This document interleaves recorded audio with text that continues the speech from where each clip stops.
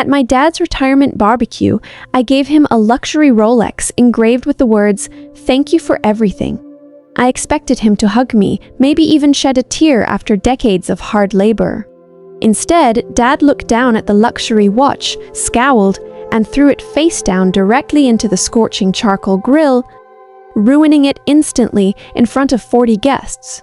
Everyone at the party gasped, assuming he had finally lost his mind or that I was an ungrateful daughter. But they didn't know the dark truth behind that expensive gift. They didn't know about the locked cabinet in his basement, the secret double life he'd been hiding from us for 30 years, or the real reason he couldn't bear to look at that engraving. Follow my story until the end and comment the city you're watching from so I can see how far my voice has reached. Because what happened next unraveled a multi-million-dollar family secret that changed our lives forever. My name is Audrey. I'm 8 years old, and for as long as I can remember, my dad was the ultimate blue-collar martyr. He spent 30 grueling years as a factory foreman, coming home every single evening with oil stained deep into his skin, his boots heavy, and his back aching from relentless labor. My mother passed away when I was just a toddler, leaving my dad to raise me entirely on his own. He sacrificed every personal comfort, wore the same faded jackets for a decade, and skipped countless meals just to ensure I had school supplies and a warm roof over my head. Through it all, Dad fiercely preached a philosophy of extreme humility. He constantly reminded me that honest, hard work was the only true measure of a person's character, and he carried a deep, visible hatred for any display of excess of wealth, luxury, or unearned privilege. To him, flashy items were a sign of a shallow soul. Now, his long-awaited retirement day had finally arrived. To celebrate his decades of sacrifice, we hosted a massive retirement barbecue in our modest, sun-drenched backyard. The air was thick with the rich scent of grilling burgers and cold drinks, and the lawn was packed with over 40 of his lifelong co-workers, neighbors, and close friends. Everyone was laughing. Toast after toast was made in his honor, and Dad stood by the smoker, smiling warmly as his old friends praised his legendary work ethic. He looked completely at peace, ready to finally step away from the grind. I stood near the patio, holding a beautifully wrapped velvet box, eager to show him just how much his lifetime of sacrifice meant to me. And when the laughter died down after a touching toast from his oldest co-worker, I stepped forward onto the grass, holding the small velvet box tightly in my hands. The crowd parted, smiling as I cleared my throat to speak. I poured my heart out, publicly thanking my dad for every single sacrifice he had made to give me a future. With trembling hands, I handed him the box. Inside was a pristine luxury Rolex watch, an item that had cost me months of savings. I had carefully chosen it to represent timeless honor, and on the back, I had beautifully engraved the words, "Thank you for everything." I expected him to smile, to hug me, or perhaps to shed a rare tear of pride after decades of grueling labor. Instead, the moment his eyes locked onto the gleaming silver watch and the specific engraving on the back, the warmth completely drained from his face. His expression twisted into a mixture of absolute panic and terrifying rage. Before anyone could even breathe, my dad gripped the luxury watch, raised his arm, and violently flung the Rolex face down, directly into the scorching charcoal grill. The expensive crystal shattered instantly against the burning coals, the luxury timepiece ruined in a single second. The entire backyard went dead silent. 40 guests froze in utter speechless horror, staring at the smoke rising from the grill. My dad didn't apologize. He turned toward the crowd, his chest heaving, and barked aggressively, "The party is over. Everyone off my property right now." The celebratory mood was instantly destroyed, leaving me standing alone in total shock as our confused neighbors scrambled for the exit. And the moment the front gate clicked shut behind the last terrified guest, the heavy silence in the backyard became completely suffocating. I stood there, staring at the thin wisp of dark smoke rising from the charcoal grill where my ruined gift lay melting. Tears of anger and deep humiliation stung my eyes.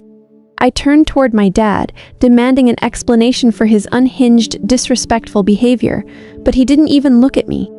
With a pale face and rigid shoulders, he marched past me, stormed inside the house, and slammed the heavy wooden door leading down to his basement workshop. Within seconds, I heard the sharp click of the deadbolt locking from the inside. That basement workshop was a room I had been strictly, fiercely banned from entering my entire life. Dad had always claimed it was full of dangerous industrial tools and toxic chemicals, but right now, his panicked retreat felt like a desperate attempt to hide. Fueled by a mixture of intense betrayal and growing suspicion, I didn't back down. I quietly slipped around the side of the house, stepping through the overgrown bushes until I reached the low, rectangular basement window. Dropping to my knees in the dirt, I wiped away the grime and peered through the dusty glass. The scene inside froze the air in my lungs. My supposedly simple, blue-collar father wasn't working on any tools. He was in a state of absolute, frantic frenzy, desperately feeding massive stacks of high-grade financial documents and legal papers into a heavy-duty paper shredder. His hands were shaking violently as he watched the pages turn into unreadable strips, looking like a man running out of time. I knew right then that his anger wasn't about the watch. It was about a massive secret. I sprinted back into the house, grabbed the emergency key hidden above the frame, and jammed it into the basement lock. The door flew open, and I marched down the creaking wooden stairs, ignoring my dad's frantic shouts to get out. As I stepped into the center of the room, the paper shredder groaned and jammed, leaving the basement in a sudden, heavy silence. I looked past the workbench, and my jaw dropped. The walls of this forbidden room weren't filled with dusty factory tools. Instead, hidden behind a false partition were secure built-in safes and open cabinets lined with premium stock certificates, deeds to multiple international properties, and official legal documents bearing the stamp of the world's most elite investment firms. My supposedly poor, struggling father was sitting on a mountain of unimaginable wealth. I turned to him, my voice trembling with deep betrayal. "You lied to me," I whispered. "We skipped meals, Dad.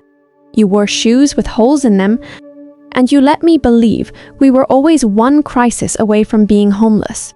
Dad dropped his head into his hands, his shoulders collapsing as he finally broke down, tears streaming down his face. "I had to protect you, Audrey," he choked out, his voice cracking. "I wasn't just a foreman." 30 years ago, I was the primary silent founder of the entire manufacturing conglomerate. I built that company from nothing.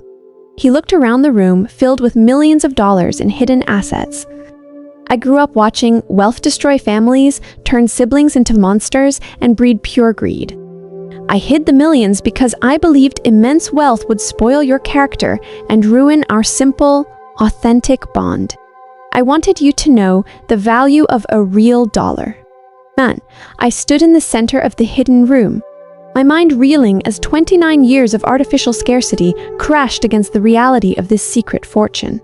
The betrayal felt like a physical weight in my chest. He had watched me stress over college tuition, calculate every dollar for groceries, and work late nights, all while he sat on an empire. But as I looked at his trembling hands, I realized his expression wasn't one of a greedy man. It was the look of a man trapped in a prison of pure, unadulterated paranoia. "If this was just about protecting my character, Dad," I said, my voice cutting through the damp basement air, "then why did you destroy the watch? Why did you look so absolutely terrified when you saw my engraving?" Dad swallowed hard, his eyes darting to the jammed paper shredder before he finally confessed the darkest part of his double life. "It wasn't the luxury watch, Audrey. It was the exact phrase you chose to engrave on the back. You thank you for everything. You didn't know, but that specific sequence of words is the coded signature of Arthur Vance." He leaned against the heavy desk, his face turning entirely pale. "Arthur was my original corporate partner, a ruthless man who discovered my hidden assets years ago. He has been systematically blackmailing me for over a decade, threatening to expose my secret fortune and ruin our lives if I didn't funnel money into his shell accounts. When you handed me that box with those exact words, my heart stopped.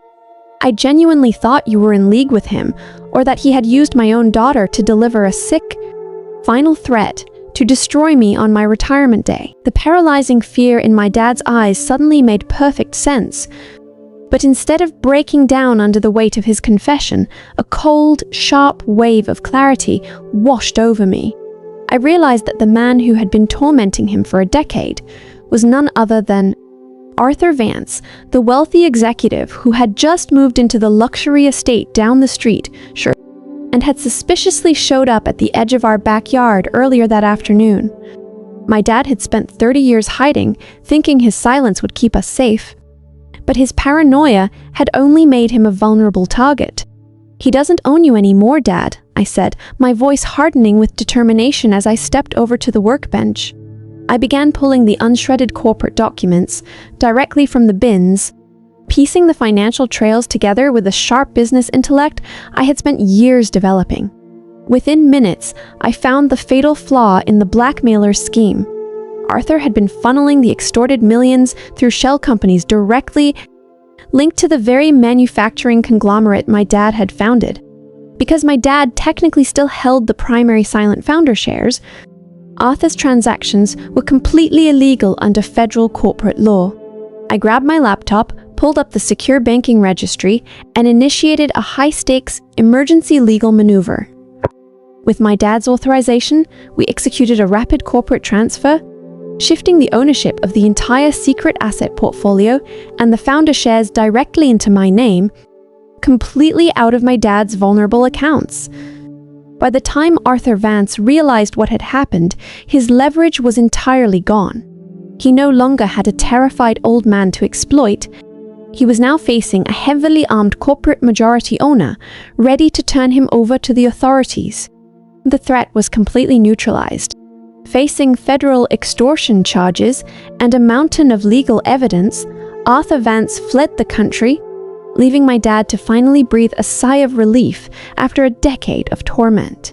With the blackmail scheme shattered, my dad no longer had to live in a prison of constant paranoia. We sat down together and decided that this hidden fortune shouldn't sit in a dark basement anymore. Instead of hoarding the millions, we used the secret wealth to establish a massive, state-of-the-art community center for blue-collar families in our hometown, providing free education and trade skills to the next generation. My dad still wears his old faded jacket, but now he walks with his head held high. He wanted to protect my character from the corruption of wealth, and in the end, it was that exact character that saved him. Now, I'm curious about you who listened to my story. What would you do if you found out your parents were secret millionaires? Would you forgive them for the lie or feel completely betrayed? Comment below with the city you're watching from and let me know your thoughts. Thank you for watching until the very end.